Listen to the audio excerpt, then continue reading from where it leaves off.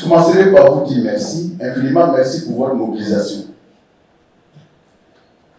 Je le disais souvent pendant mes meetings à Yopougon, c'est la vérité. Les pieds ne vont que là où le cœur est.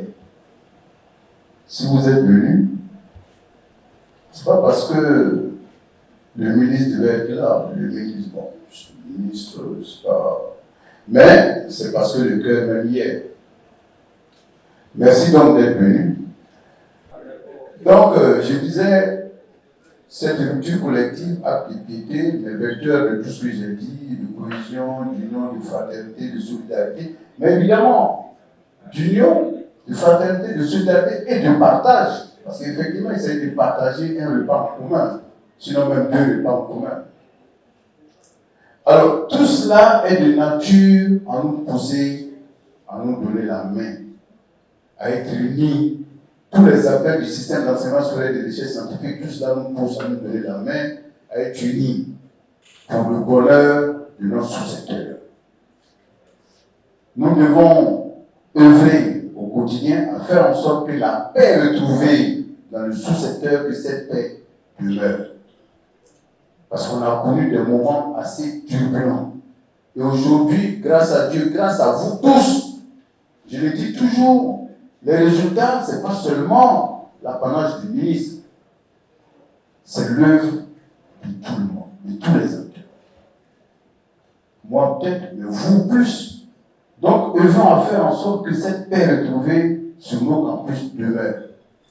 Et ensuite, faisons en sorte que notre système aille de l'avant et accomplisse de façon efficace, parfois j'aime dire efficiente. Bon, ça c'est l'ancien directeur de la planif, je ne peux pas, mais les termes ont leur sens.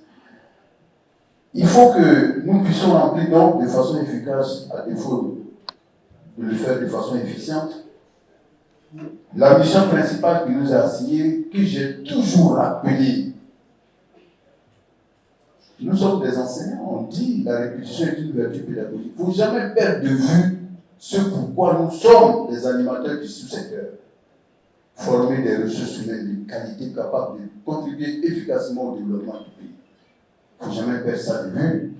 Et pour ce qui concerne le volet recherche, c'est développer une recherche pertinente, capable de répondre de façon concrète aux problèmes de développement qui se posent à la nation.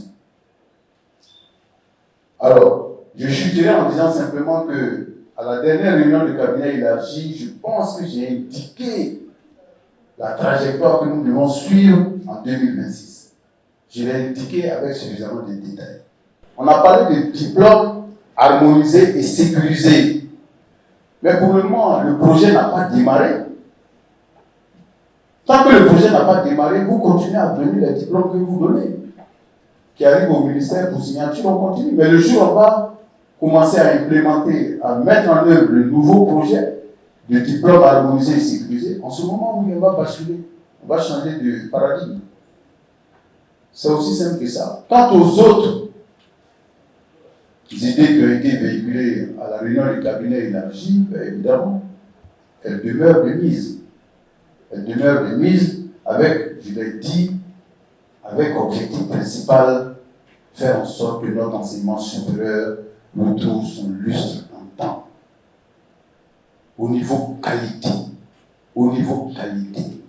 C'est vrai, la quantité, on n'a pas le choix, compte tenu de la croissance démographique du pays, compte tenu des nouvelles universités, mais la qualité, j'insiste dessus, la qualité de l'enseignement, j'y tiens comme à la première des mesures. Parce que moi, je suis partisan de la qualité avant la quantité.